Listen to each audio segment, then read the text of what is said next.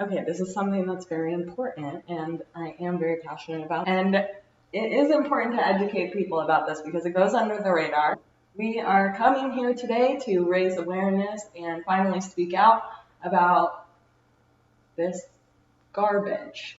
We have Andi here because it's going to be more of a conversation than a lecture because it makes it easier to talk about. I'm just awkwardly, really nervously playing with Waffles' face hair and his...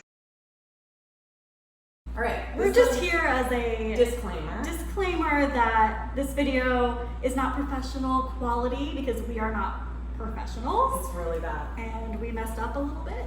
Yeah. Quite a bit.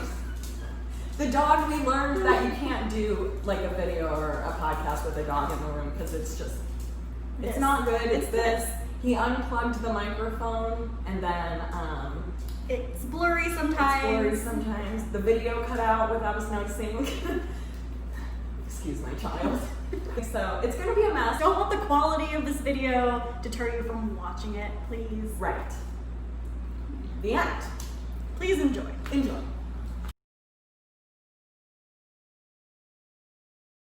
How many times did you get sent away into work? It depends if you include mental hospital. I was going to say, the banner stay versus... Like actually a state-run mental hospital. That probably doesn't count. For a right? total of how many months do you think? 27.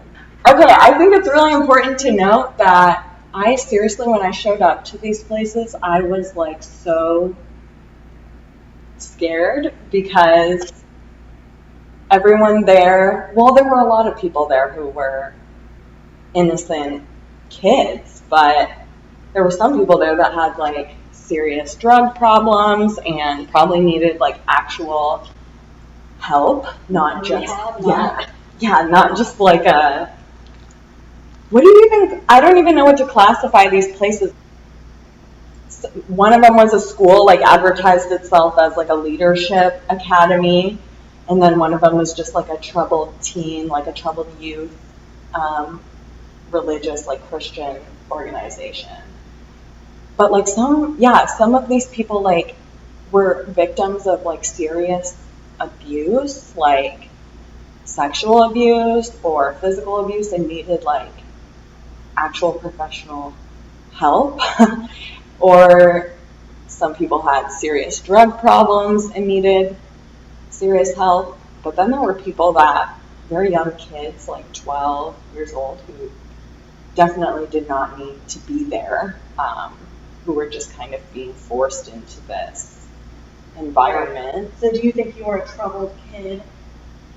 No, I don't think I was a troubled kid. I think my background was I was adopted, and I did not really get along with my adoptive mom. So we butted heads a lot, and I had a lot of probably destructive behavior, but nothing that was out of sorts. Like, what was the worst thing you can even think? Like sneaking out, like underage, drinking a little bit.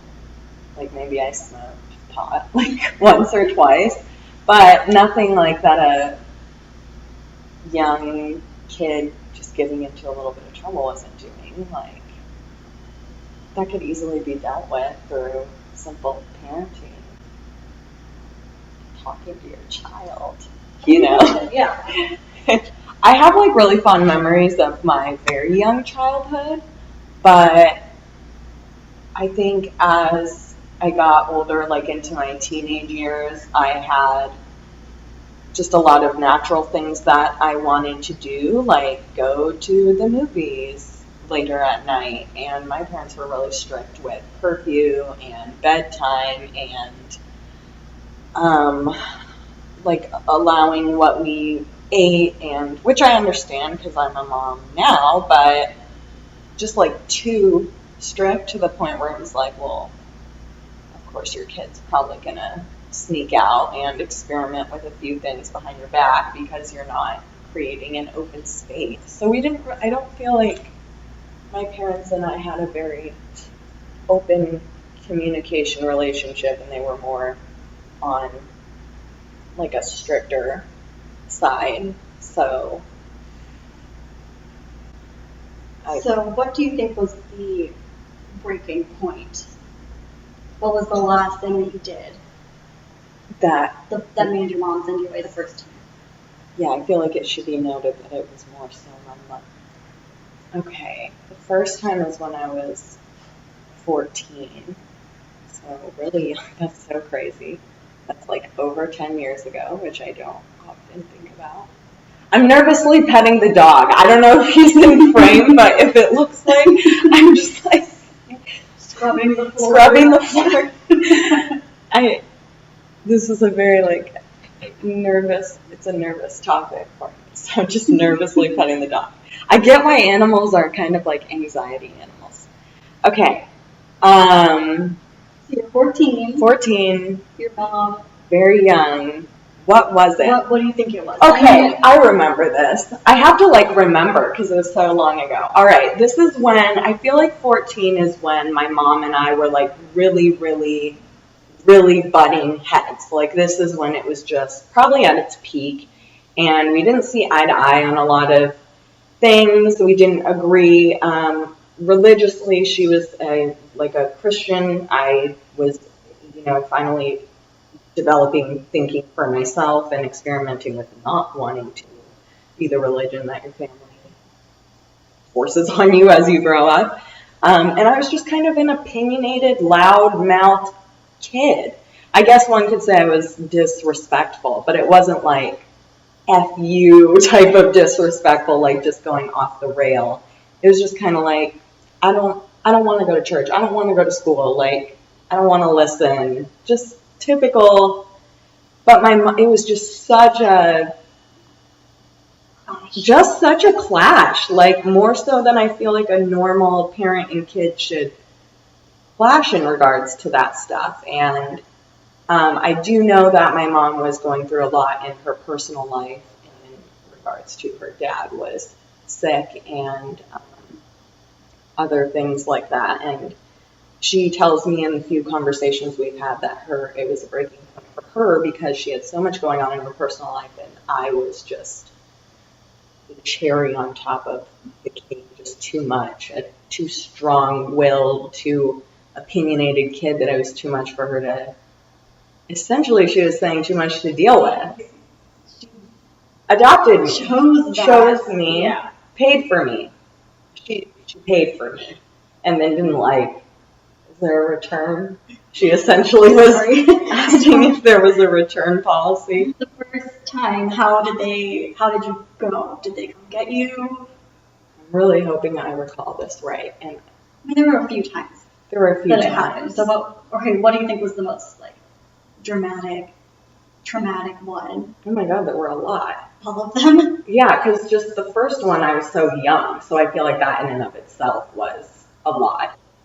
The first time I was staying with one of her friends because I was telling my mom, I was a very open and honest kid, really I was, and I was telling my mom, listen, I don't get along with you, and I want to live somewhere else with someone else that maybe we'll both be happy. We seem to not get along. And she said, okay, well, why don't you go stay with she had a friend. And I stayed with her, and I figured out down the road that this woman, my mom put this woman up to a ploy, and this woman was in charge of kind of showing me this first program online and making it seem very appealing to me so that I would want to go. Mm-hmm. Online, it had the presence of kind of like a Zoe 101, a boarding school, but like in the desert because it was in Utah, so there wasn't like the beach or anything like that. But there were horses and and she was like, "Oh, it'll be so nice. You'll be able to get away from your mom. It'll be like and I was like, "I'm on board. Like this is gonna be so cool." And so I remember her saying, "Okay, like Mary's on board." And the next day they picked me up from school and took me. And I was like, what brainwash, Like, I was honestly stoked. I thought I was going to be, like, in a Zoe 101 boarding school. Hello. Like a boarding school thing. And my mom even made it seem like we went shopping and stuff for, like, clothes for it beforehand. And your shorts had to be, like, down to your knees. So, like, they took all my clothes and they're like, yeah, can't wear any of these. So how long did that one go for? okay, so that one was when I was 14 and it lasted 9 months. Yeah, that was a 9-month program, which, okay, can change because you can get time added to your stay if you misbehave, if they deem it appropriate for you to stay longer. So I know some people who stayed for upwards of a year. There were girls who were apparently trying to make acid under their bed with orange peels and toothpaste, which doesn't really work. But, you know, they were doing that, and so they got like a month added to their stay. And also, when people did stuff like that, we would all get punished. So that's like a whole thing. So that one was 9 months. That one was 9 months. And then how long were you home for? Oh my gosh. Okay. Only a little bit. I got out in January, and then my parents pretty much immediately deemed that like my behavior coming home after being locked up for 9 months wasn't ideal and perfect. So they sent me back there again. And how long was that one? Only 3 months. I made a deal with my parents because the first time was traumatizing enough, and they wanted to send me back because in the time when I had been home, I did things they didn't agree with. And they were like, we want to send you back. It clearly didn't work. Like, I don't know what it clearly didn't work. What results they were looking for? Like, I don't know what that means. Like, were they hoping I would come back and just like have a completely changed personality and just be like a very obedient, like Handmaid's Tale, like daughter? I don't know, but it clearly didn't work. So I agreed. I made them promise, like, I'm only going for 3 months. I don't want to do the whole 9 months again. Promise me 3 months. And they said, okay, deal. So I did 3 months, and then they took me out again. And then how long before your next? Okay, that's when they sent me to the mental institution, and that was crazy. Yeah, right. That's as I was getting older. I think I'm about 16 now, and I have a boyfriend who my mom doesn't agree with, and so when she didn't like the friends I was hanging out with, she would just send me away. Like if she just didn't like what I was doing, she would just send me away. So she just didn't like this boyfriend that I had. So I remember her driving me to Banner Hospital, and walking me in and sitting down with a nurse and trying to get this nurse to admit me into like the psych ward. Yeah. And this nurse was like, okay, well, in order to admit her, she needs to be like seeing or hearing things that aren't there, or like trying to harm herself or others. Yeah, stuff like that. And my mom was just trying so hard. She said, okay, well, she is like trying to harm herself and others, like through her actions. Like she might not be like physically harming herself, but she's mentally harming herself and others. And she like kicked me out of the room and just talked with this nurse behind my back. And I don't know how she did it, but they got the like security people to carry me in and admit me. And so that was really expensive. If I recall, that was like $4,000 a day to be in. How long were you there? 3 days. 3 days. And what happened? So, oh my gosh, that was kind of like a whole new thing for me because I had done programs at this rate. I had done those like troubled schools, but I had never done a psych ward, and that was kind of like really scary because there were people there that really belonged there. And I remember having a conversation with a kid who he was like, I thought he was talking to me, but he was like, I'm not talking to you. And I was like, then who are you talking to? Like, there was no one else. Your first experience, you don't even really know about it, like what that is, and they're not going to tell you. He would like look beyond me sometimes, and I was like, going on? There was a guy who was coming off of heroin there, and he was just severely ill, like, kids my age at that time, so it was very, like, surreal, but I never needed to be there. And the common denominator with all of these places is when you show up and when you're a newbie, they kind of make you do this intro speech where you're like, this is why I'm here. And I would royally F it up every time because I genuinely didn't understand the prompt was. I couldn't figure out what the actual prompt was, so I would like tell a life story and why I thought I was there, and it would always kind of circle around my mom. And a staff member would always pull me aside and be like, you know, we're kind of looking for you to take responsibility and kind of like state like why you really think you're here, like what we can do to help you. And I'm like, I don't know. Yeah. And I would try to come up with the worst thing I'd done, which was like, oh, I've talked back to my parents, or I've smoked weed like twice, and they'd just be like, okay, good job, like, good job. And I royally would fail because I wasn't supposed to be there. And I met with the doctor. So when you're in the psych ward, you meet with a doctor, and they kind of like go over your condition in depth and like ideally put you on medication and then try to release you. She was so confused as to why I was there. She was like, I don't really want to prescribe you anything. I'm just going to call your mom and we're going to have her come get you. And I was in the room while the doctor called my mother and said, hey, Mary doesn't really need to be here. She doesn't really fit the criteria of the people we kind of like help in here. So if you want to come pick her up, that'd be great. And my mom said, okay. They released me out of the doctor's office, and the front desk lady said, hey, Mary, you have a phone call at the payphone. So I walked up to the payphone. It was my mom, and she was like, hey, good news. They said you're better. Go lay down. They said you're better and that you can finally be released.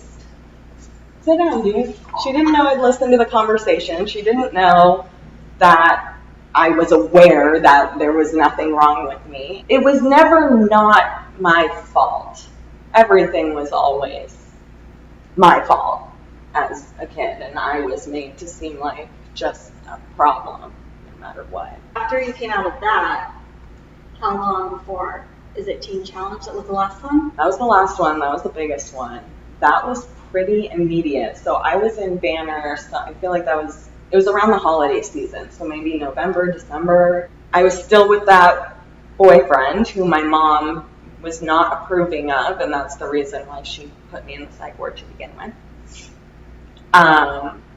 And so I wasn't, like, we weren't breaking up, and that wasn't working for her. So I think she ultimately decided, like, this was going to be the nail in the coffin, because Teen Challenge was the longest program I've ever been to. It was 15 months.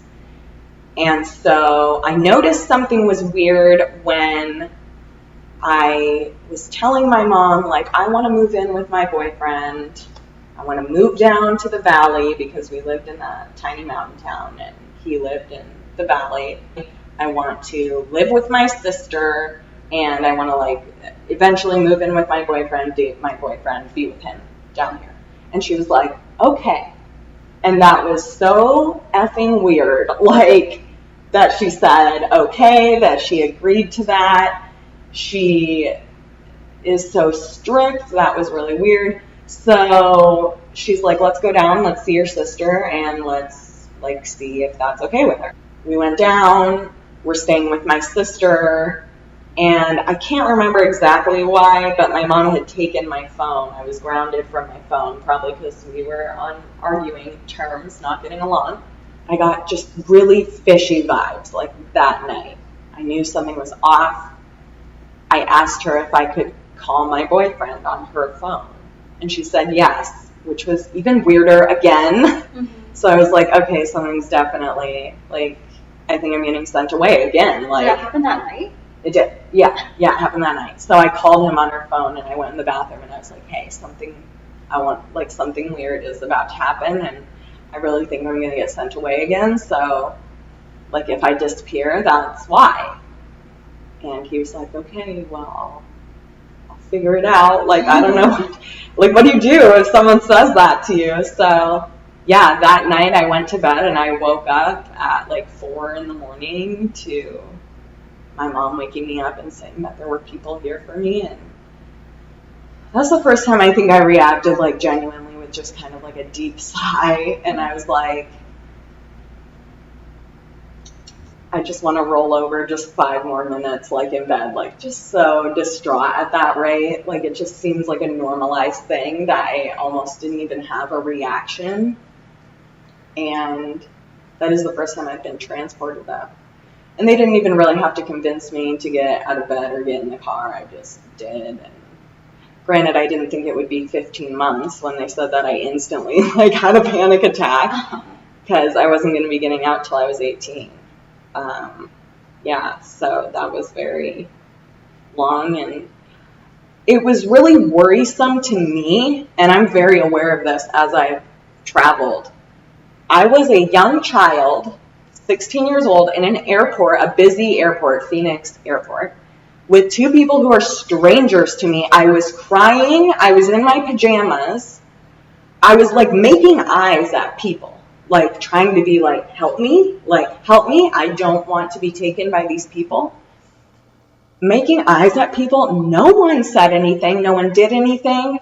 I asked them if I could go to the bathroom at one point, and I went into a bathroom and I asked every single woman in that bathroom if I could use their phone. No one said yes. One woman said, here's some change for a payphone, and I explained to her why I couldn't do that. And I said, there are people out here, and they're watching me, and I can't just take your change and go to a payphone. I need to be able to call someone to help me. That is really worrisome. When we were sitting in the area to board on the plane, I had tears running down my face. I was looking at people, like just blocking eyes, like just do something, you know, like just even just walk up and be like, hey, is your kid, like, is everything okay here? Like, I know people feel weird about that, but I would have had no problem being like, I don't want to be here. These people aren't my parents. Please help me.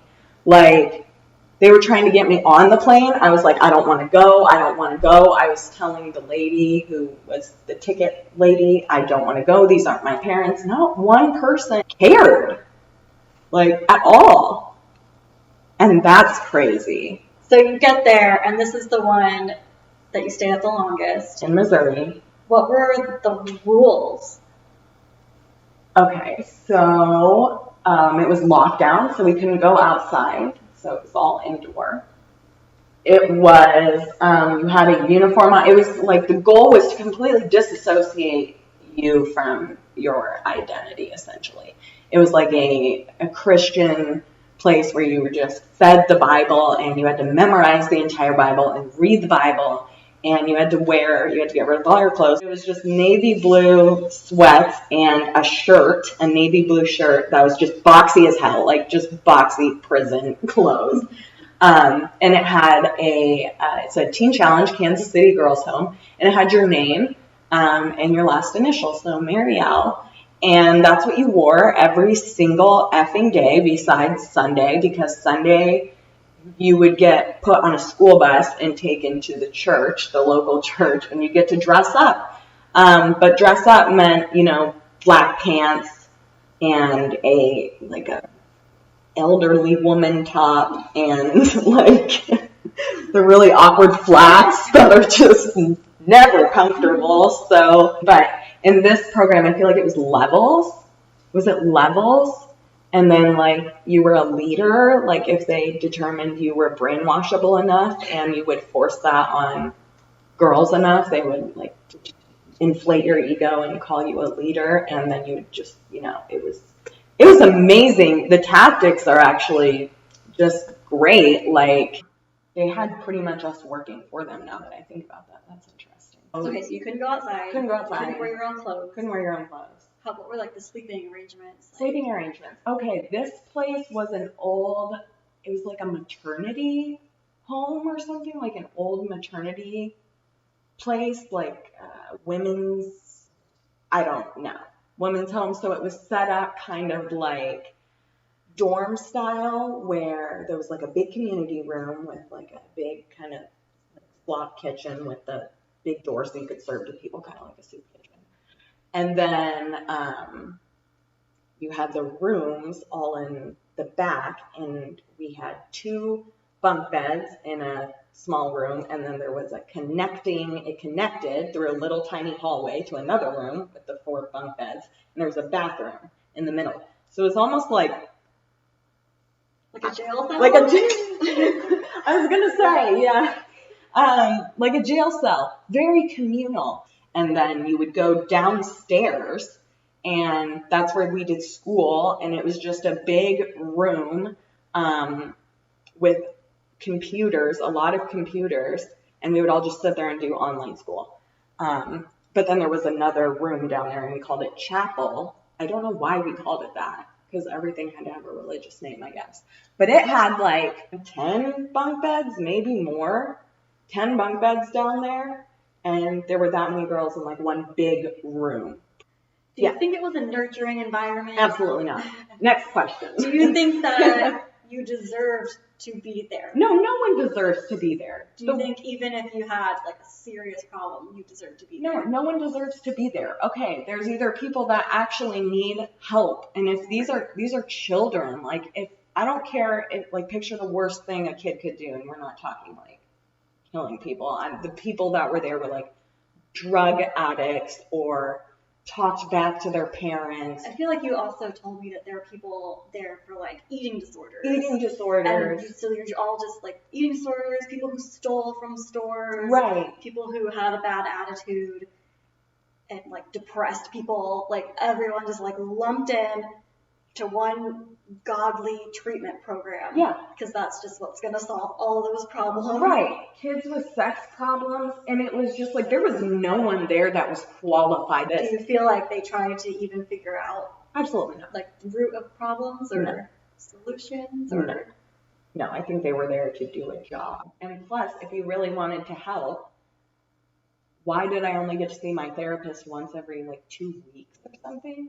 Like, it was just, and then what was I doing the rest of the time?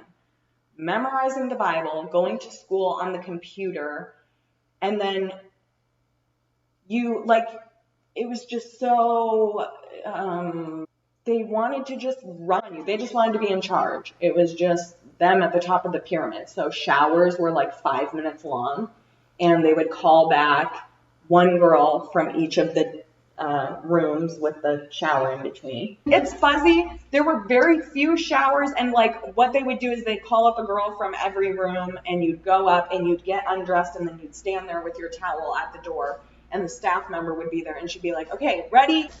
You didn't get to shave, like, unless you were a certain level. Lower levels would get shaved, but they had to do it in the lounge, like in front of the staff member. You weren't allowed to shave because there were people with self-harm problems. Right. You had to finish all your food. That's really important. I gained so much fucking weight there. Like, my mom, I remember, came to visit me, and she, like, did not recognize me. A lot of the food was expired. It was gross. Some of the people who were, like, older in seniority would get to go down to the pantry and organize it, and, like, oh, my God. The expiration dates on some stuff, like, we were not eating actual food. It was like, it reminds me of that food that they give to astronauts. Freeze-dried food? We weren't actually eating freeze-dried food, but like that was the quality. Girls would cry and beg for snacks, like, we're so hungry. We're so hungry. Like, so hungry. So hungry, but you have to finish your whole plate. But it was garbage, but, you know what I mean? Yeah, like it wasn't like satisfying. Yeah.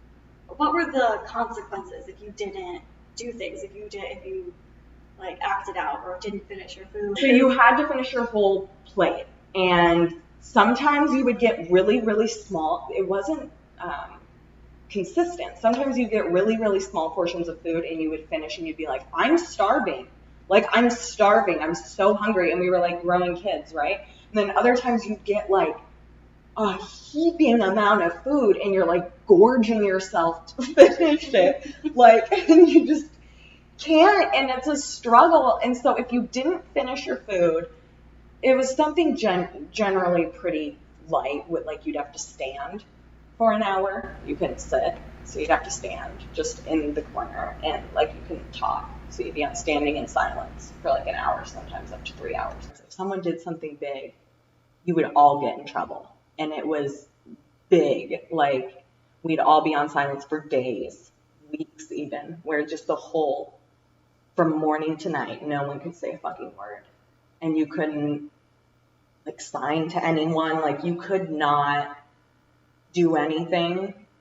We were all getting gross food because we were all being punished because this would happen when like something would come to light, like the orange peels under the bed. This was a different program, but obviously people would be scared to get in trouble, so they wouldn't like admit everything. So they'd be like, cool, we're just going to punish everyone until someone comes forward and throws you guys under the bus so we can get this shit on a roll.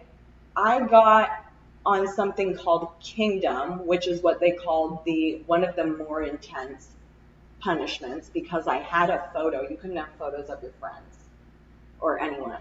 You could have photos of your family if you were a certain level, but I snuck in like a photo of a friend, and someone ratted me out, and I got in trouble. And so they gave What me a rebel. I did something way worse there, and I never even got in trouble for it, which is hilarious. Like, I hacked into the internet system and had emailed my boyfriend, had him buy my friend a plane ticket who was in there. Okay, they put me on Kingdom, which is where they put you in an orange traffic cone shirt, as if that's not humiliating enough. They separate you from everyone in the great room. So like when you have free time, you're in this big great room with everyone, and sometimes if you're lucky, you get to talk to everyone because you have assigned tables, and normally you can only sit and talk to the people at the table. When I was on Kingdom, they put me at a tiny individual table in the corner in my orange traffic cone shirt, and I could not talk to anyone for like 60 days. I think I was on Kingdom. I couldn't talk. I had to stand. They'd make me stand for like 3, 4, 5 hours out of the day. I had to cook for everyone and clean for all 50 girls for like 2 months straight. I got all my privileges taken away. So this happened when I was like pretty far in the program. So I had a lot of privileges, but I got it all taken away, like no makeup, no hair stuff. So, and this is when I loved doing my hair and was very self-conscious about it. So I was like, oh my God, I had to wear my hair up, and it was really bad. And then I only had my Bible, so I could only read the Bible, and I could only journal.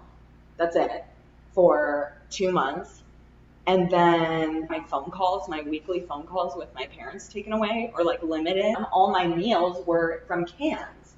So they just give me green beans, sauerkraut, beets, just in a can, handed to me cold. Do you think those people were qualified to Absolutely not. running rehabilitation home? No, that's the problem. Like, and there were a few girls. Listen, all of us tried to tell our parents. All of us tried to get taken out. And if you said anything on your weekly phone calls, like if you were like, hey, Mom, this whack shiz happened, get me out of here, they'd hang up. Your phone call would be over. And then they'd call your parents and be like, she's just having a rough week. They would shackle and handcuff girls, sit on them. For what? Oh, why? Let's get into that. Oh, you wouldn't get medical attention? I had a cyst, an ovarian cyst burst when I was in there, and it was in the middle of the night.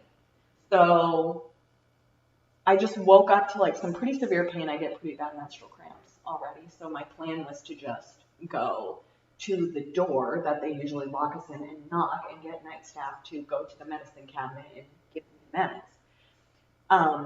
So I stood up and instantly, like, just searing pain, down on my knees, like vomiting. And I was like, I either have to hope one of my like roommates wakes up, because I was like saying, like, guys, wake up, and no one was waking up, or I have to wait until a night staff comes around. Luckily, night staff, I think, was already up because she heard me hit the floor. And I was like, I really think I need to go to a hospital. Something's wrong. I get period cramps, but this is pretty intense. And the process was just so garbage, like so slow. She was like, okay, well, I need to go into the office and get your the medical information, like your home information for your mom. I need to call her first. So she had to go down there, get the information for my mom, call my mom. My mom had to talk to me. I had to say, yo, this isn't right. She had to give okay. They had to call in someone else to relieve this night staff girl so she could take me. By the time I got there, I was almost having a seizure, and they found out I had so much like blood in my urinary tract because this cyst had bursted, like gotten blood in my urinary tract, whatever. It wasn't good. Either way, a lot of stuff like that happened where people's medical conditions weren't taken seriously. Yeah, like I said, there were girls who were shackled and handcuffed. Shackled. Why? Shackled, handcuffed to their beds. Oh my God. I can't wait until I post this because I'm going to get a lot of the girls reminding me of stuff that happened. But I know it was usually really young girls, which is really sad. There was a very, very young girl. I'm not going to say her name because she's just very young. And she had a lot of bedwetting problems. And instead of like actually, because that can be a root of like some serious issues. Medical problems, psychological, just, that's not really something to laugh, but they laughed about it. They shamed her about it a lot. They just tried to handle it kind of like you'd handle a dog, like make her continue to sleep in it. They would try to put girls in a room with her. So we had one room, it was called room 0. It was very small, and it just had 2 bunk beds in it. And she was always in that room because they decided that she would perform better if she had less attention and a smaller room. Like, she wouldn't wet the bed as much because she apparently did it for attention. Okay. So they would always put her in that room, kind of like a hamster, and they would just rotate the girls who were in there with her, hoping that one girl would just kind of influence her better and make her stop. Like almost hoping the girl would do a proper therapist's job. Or their job. So she would be just treated very, very, very poorly in regards to her hygiene. And then we had one girl. She was claiming she was, I want to laugh at this, but I don't even know if I should. She's claiming she was possessed. She's totally normal.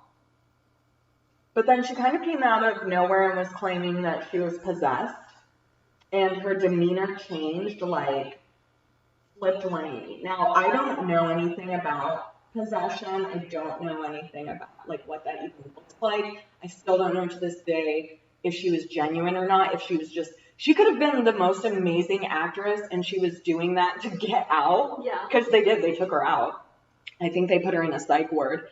But she just, like, one day, she would scream at the top of her lungs. She would just, like, rock back and forth on her knees. She wouldn't shower. She was just, like, I mean, that seems like a real problem that they weren't equipped to handle. Like not use the bath and just like sit in it, and like they would just like shackle and handcuff her to her bed, and because she would just scream and curse at the Lord, and just she was like she was just claiming, I don't know if she was claiming she was possessed or people were like, yo, something crazy is going on here, like all of a sudden, because she was like fine, and then it was just boom, like.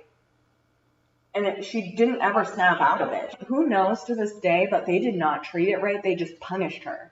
They were punishing her, and it wasn't good. Why were they sitting on people? Oh, that's how they would restrain people.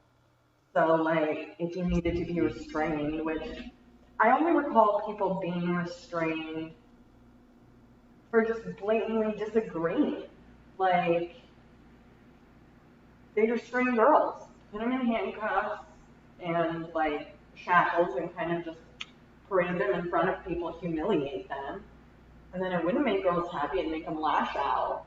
And then they'd just kind of get off on that and go sit on them and restrain them. Like, I think that parents researched this place. Did they put on a good facade? Was it like this is a good place, or were they just not educated on what it was, or were they not what they said that they were?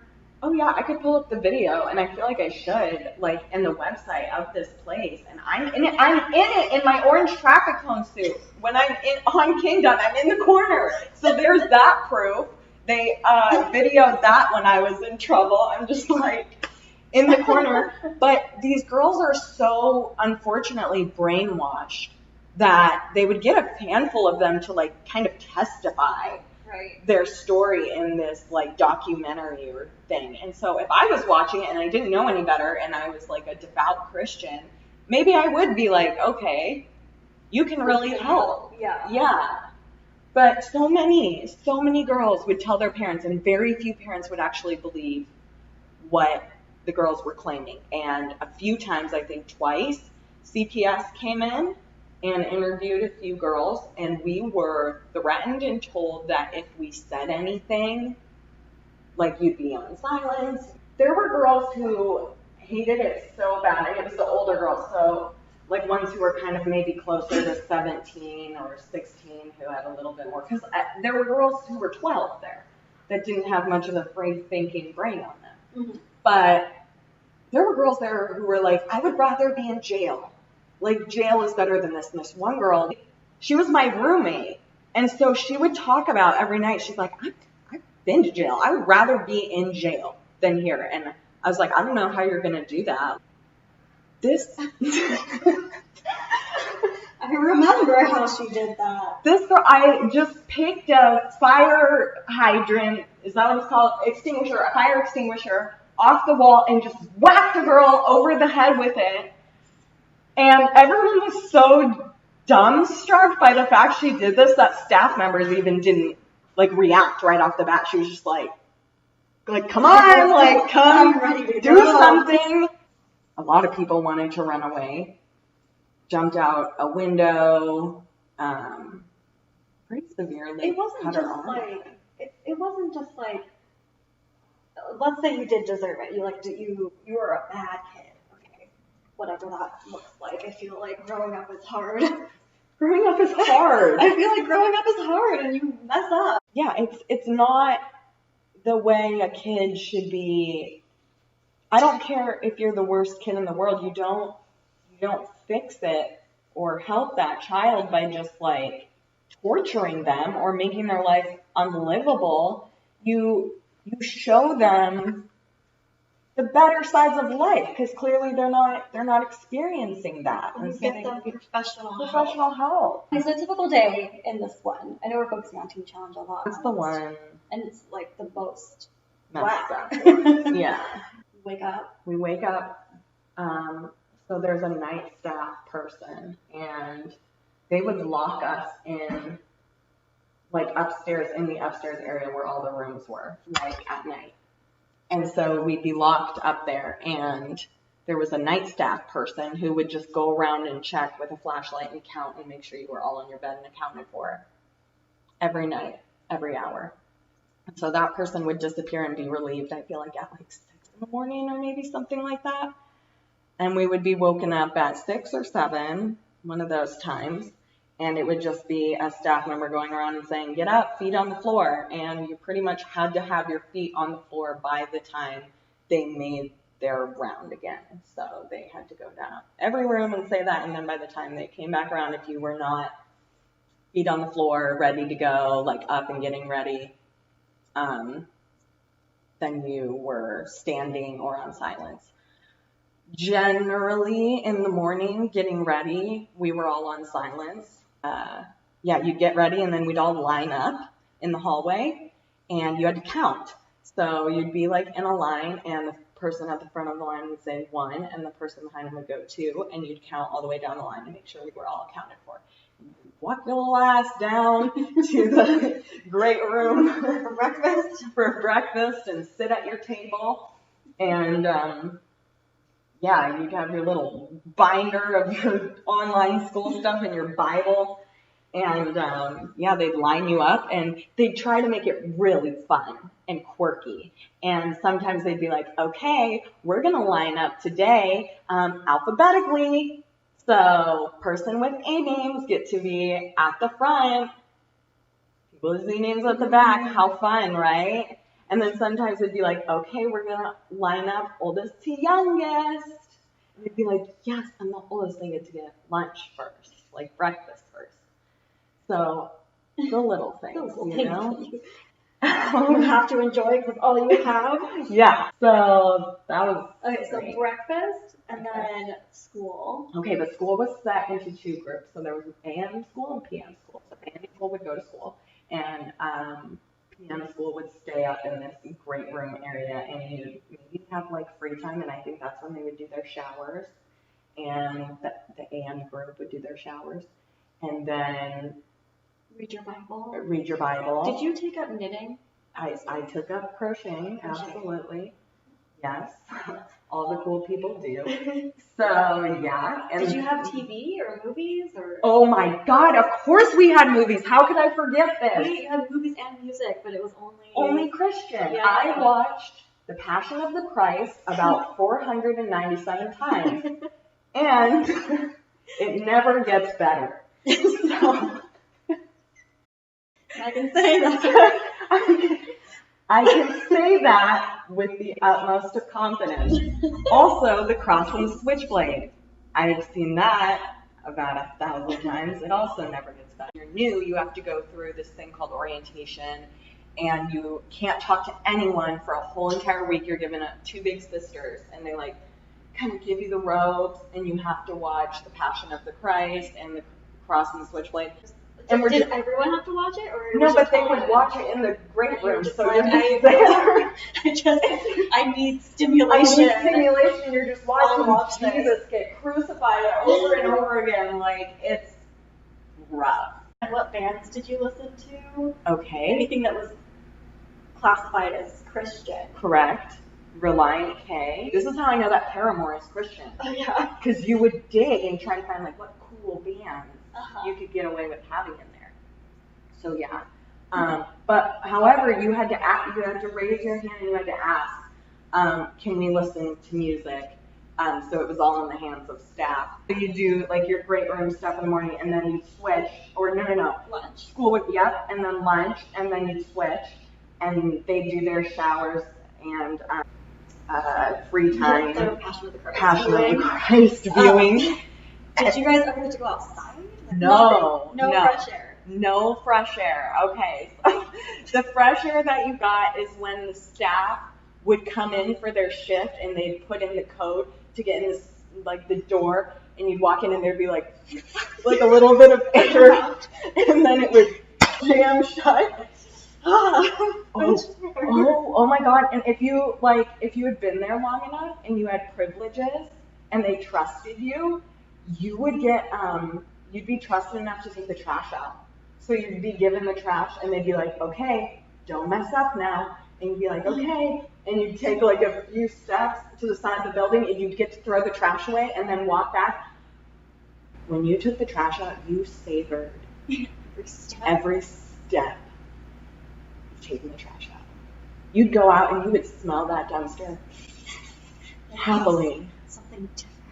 Okay, sometimes we would get to go outside, like in the evenings. There were some, I really feel bad because there were a few staff members there that genuinely had good hearts, and I don't think they realized, like, ignorance is bliss, you know? And I don't think they really realized how much harm they were doing, and they were good people, and they would really try to push for, like, outside time and stuff like that. And so certain staff members on duty, you would have more outside time with them, but it was just so few, like, so far in between and very, very, very rare. And what would you do? Just sit out on the, it was in a neighborhood, like really random. And so sometimes staff members would be like, hey, we're going to go on a walk. And you would get to walk around like the whole neighborhood, and then we'd be like, that would be it. Other times it would be like, we're just all going to sit on the grass outside the facility for an hour. But that's like all you could do. You could not like leave the grass patch. Yeah, so that was outside time. It was very fun. Were there like games, books, any kind of like? There were books. There were encyclopedias. Enrichment. There were encyclopedias. It's not. enrich. I mean, I guess it is. It is. That's It's not fun. super enriching. That's not fun. There were a few other books, but they were just like very general like that, so they had to be like Christian. There were movies, like sometimes we'd have movie nights. We'd have like Aquamarine. Remember that movie? Yeah. Yeah, Aquamarine. That was a fan favorite. That is not a Christian movie. No, it's not, but it was rated like G.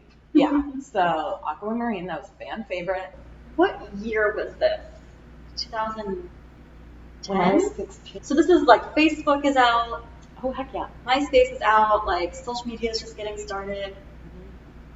YouTube, like you guys missed all of that. Oh my god, yeah. There was a girl, Kaden, shout out to Kaden, snuck in her iPod Touch, and when we would go to church on Sundays, we would connect to the Wi-Fi on it, and she would like pass it to people like through the rows, and you could like message.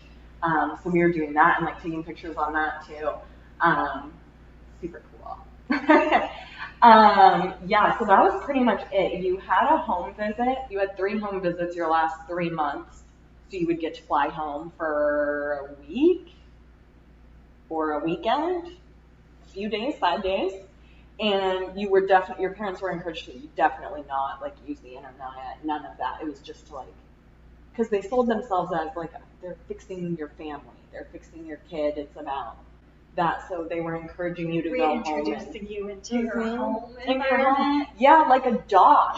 Yeah, like a dog. Like a fish in a plastic bag of water. Let's just dump her in the tank and get her used to the temperature. Yeah. Yeah, pretty much. What were holidays like? Because you were in there for over a year. So what was like Christmas, Thanksgiving? Andi, how heartbreaking. Don't even. My first program, I remember on Christmas Day, they gave us a $1 off to McDonald's coupon. They gave everyone that. But we couldn't even go to McDonald's. Like,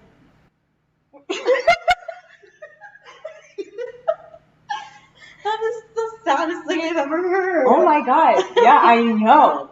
Like, we were like, okay, so that Christmas sucks. are you crying because it's sad or because No. it's funny? It's really funny in hindsight. It is, but I feel like we're both the same way that we deal with like past things with humor because we just go crazy. I think. I feel like if we held on to it. Hey, so you get dollar off coupons you can't That was the use. first one. Oh, okay. You know what we would do for holidays a lot of times at that program? The church would do stuff with us. So like I said, we'd go there every Sunday. We had volunteers who were kind of like volunteering with the church who would come to us and do like fun things for the holidays. So like I remember Valentine's Day, a lot of church volunteers came by. They like, we, made little cupcakes or whatever and just did fun little things, little crafts. Were there any moments that you were like, it's too much? Like moments that you don't like to think about, things that really bother you? I think all of it's very concerning, and what's unfortunate is because I've been through it, and a lot of us, it only takes going through it once for it to kind of just normalize in your mind. And for years, for over 10 years, I've said, I need to bring light to this. I need to talk about this. And I haven't. And that's what a lot of girls do and say they're going to do. And we don't, because it's just like, is it really that bad? Is anyone really going to care? Like, and it is. And that's what's unfortunate is it's like so normalized in our minds. Right, because when we first met and you were telling me some of those stories, I was just like, excuse me? And Yeah. he's like, yeah, that happened. Yeah. It's normal. Did you throw like a notebook in the fire? Letters? Was it letters? What was it? So They like decided- brainwashed you. Yeah, I decided from day one that I got there, because this was my third program, I was not a rookie anymore. I was like, I'm going to keep a journal, and I'm going to write in it every single day. I'm going to write about what happens. I'm going to write about what I'm thinking, what I'm going through, but it's going to be a journal like to that boyfriend, the reason I got sent there. And I was chosen for a special trip to go to Georgia, and we were doing like wilderness training thing. I don't know, it was like a select, lucky few of us got to go to Georgia and do this like wilderness program. And it was like a Christian, obviously, wilderness program. And at night we would have a bonfire, and I had my journal and I was writing in it by the bonfire. And one of the staff members, I don't remember the exact conversation, and I don't want to like fill in words where they're not, but it ended up just her kind of having like a deep talk with me and saying like, do you really feel like you need that? Like now's a good time to let go. Just very, very just so like it was brainwashing. Subconsciously. Yeah. Get rid of the evidence of everything you've been writing. You don't need that. Like, and I threw it in the fire. And I wish I had that so bad. Like, but I have my Bible from there, and there's a lot of damning evidence in that Bible. Because you would write. Well, everyone would write. And everyone would write in everyone's Bibles. So yeah. That was a way to get away with passing notes. Because they couldn't make you throw your Bible out. You couldn't get rid of your Bible. Let's go to, do you think that it was effective? No. And what's unfortunate, I'm glad we're getting into this, is a lot of girls don't come out of this okay.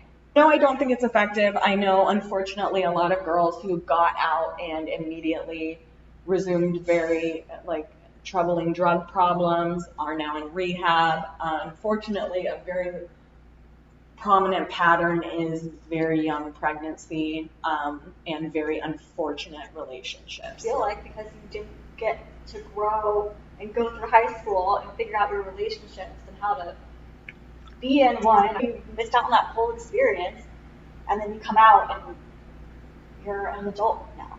And young girls kind of are a cliche, which is unfortunate, but they are, and I think very naive and easily manipulated.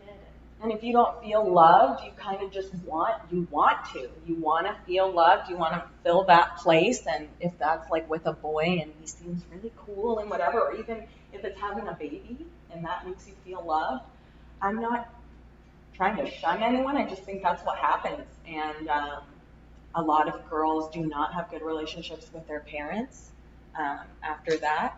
Did you ever forgive your parents for sending you there? I think I had to get to a point where I forgave them for myself. It took a really, really, really long time, and I probably didn't talk to my mother for a good 4 years after the fact. I moved out immediately after I was released. And got married immediately after, and then didn't speak to my mom. After 4 years of that kind of silence and being with myself, I was able to just kind of step back and let time do some healing, and then I was able to speak with her and say, I want to hear what you have to say. She had a lot going on. She's admitted a few things. She's admitted that she had a lot going on, and it was unbearable. To me, that's not really, I understand, but that doesn't explain. I'm sorry you had a lot going on. Shit, I have a lot going on sometimes, but I can't just give away my kid. But she has said, I don't know that I've ever heard her say she'd take it back. So that's kind of a big thing for me. And my dad, we really haven't conversed much on it. He's more of a closed box kind of guy, which is, maybe it'll change one day, and maybe it's pertinent that I do have that conversation with him. Unfortunately, she did not know a lot of what was going on in there. And I do believe her on that. I do believe that she didn't know a lot of what was going on. And she said it was really heartbreaking to hear some of the stuff that was going on. But to me, that doesn't forgive the fact that you don't abandon your child. You don't just ship off your kid. It's not someone else's job to raise your child. Definitely get help if you need it. Yeah, for sure. I think help at home. Help at home. I wasn't even asked what kind of help I would like. Maybe I, as the person receiving help, could have a say. Right. I don't think you really needed help. I just can't ever see why it would be appropriate to send a child to a place like this. I don't understand where they're getting funding, how they're still getting funding, how this is going under the radar. And how they're charging so much money, too. I was going to say, it was like a college tuition. Oh my God, it was a college tuition. And I have, if people are interested in hearing more about this, I did interview a staff lady who used to work there and ended up quitting because she saw how destructive this place was. And we did an interview, and she talked about the money, how much it was, inside conversations with other staff members, where that money was being funneled. First of all, someone has to be willing to want help to even be receptive to it. And a lot of those girls didn't want help. So you're ultimately just damaging them even more. And I feel like when kids, a lot of the time, they just get written off as, oh, they're just kids. You know, Right. You gotta fix it. Like, it's a dog. We've made that reference like 10 times now. Seriously. Yeah, we're referencing how kids are being treated like dogs, but you should even treat a dog better than that. Like, dogs are, they have emotions too. So I can't even imagine treating a dog like that. Like, I can't. Waffles? I would never. I would never. So yeah, no, let's end it there, because I'm sure there will be a lot more. Okay, well, we need a conclusion. What's our conclusion? What's your rating? 0 out of 10. 0 out of 10. Negative 10 out of 10. My experience there was a 0 out of 10. Cleanliness, 0 out of 10.